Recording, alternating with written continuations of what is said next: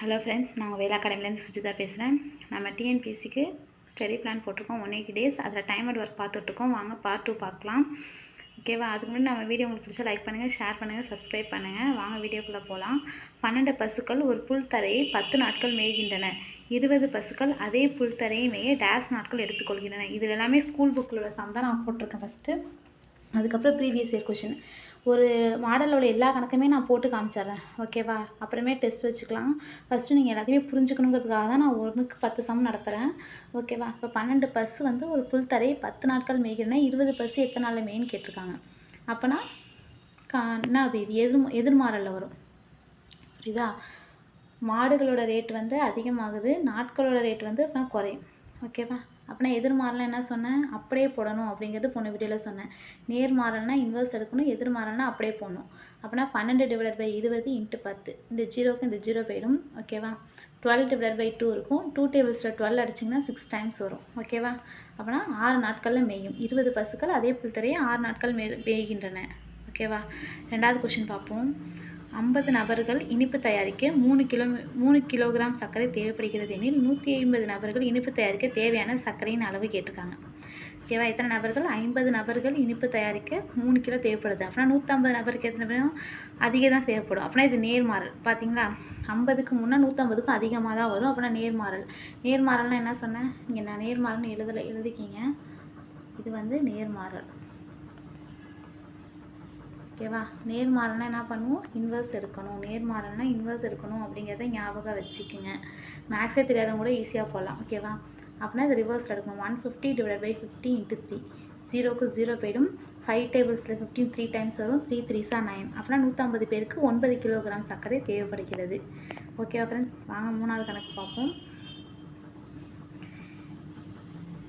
280 நபர்கள் ஒரு விமானத்தில் 2 முறை பயணம் செய்கிறார்கள் எனில் அவ்விமானத்தில் 1400 நபர்கள் எத்தனை முறை பயணம் செய்வார்கள்?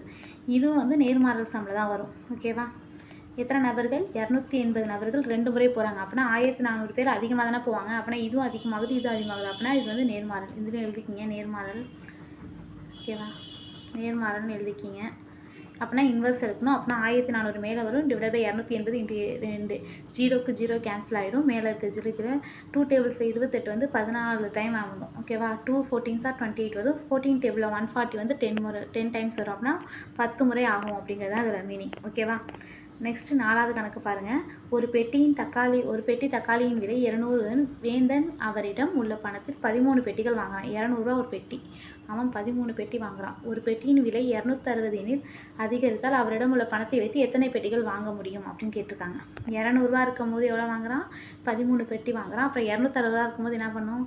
பெட்டியோட சைஸ் வந்து குறையும். ஓகேவா? இது வந்து எதிர்மாறலில் இருக்குது. அப்படின்னு என்ன பண்ணும்? அப்படியே போட வேண்டியதான். 200 / 206 × 13. ஓகேவா? மேலே இருக்க 0 கீழே இருக்க 0 போயிடும். 13 டேபிளில் 26 2 டைம்ஸ் வரும். 2 டேபிள்ஸில் 20 10 டைம்ஸ் வரும். அப்படின்னா 10 பெட்டிகள் தான் அவனால் வாங்க முடியும். 200 ரூபா இருக்கும்போது 13 பெட்டி வாங்குறான். 260 ரூபா இருக்கும்போது 10 பெட்டி தான் அவனால் வாங்க முடியும். ஓகேவா ஃப்ரெண்ட்ஸ்? அடுத்து 5வது கேள்வி பாருங்கள்.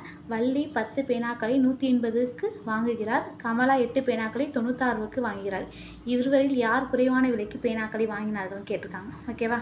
அப்போனா நம்ம ஒரு பேனாவோட விலை தெரிஞ்சால் தான் நமக்கு 10 பேனாவோட விலை கொடுத்துருக்காங்க ஃபஸ்ட்டு உள்ள வள்ளிக்கு. அப்போனா 180 10ஆல் டிவைட் பண்ணிங்க 18 ரூபா ஒரு பேனா.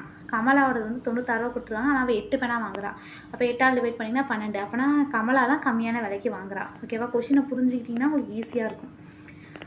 அடுத்து 6வது கேள்வி பாருங்கள். 40 மாணவர்கள் ஒரு விடுதியில் தங்கியுள்ளனர்.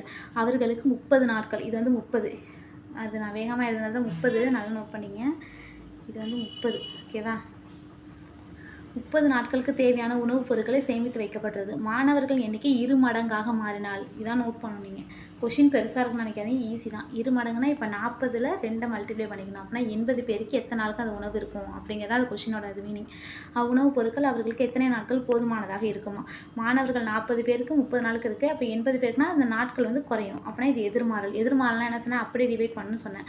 40 / 8 × 30. ஓகேவா? இங்கே நான் டேரெக்டாக மல்டிப்ளை பண்ணிட்டேன். இங்கே சைடில் போட்டிருக்கேன் பாருங்கள். 0க்கு 0 போயிட்டு 4 டேபிள்ஸில் 8 2 டைம்ஸ் வரும். 2 டேபிள்ஸில் 30 15 டைம்ஸ் வரும். அப்படின்னா 15 நாட்களுக்கு தான் அந்த 80 பேருக்கு உணவு இருக்கும்.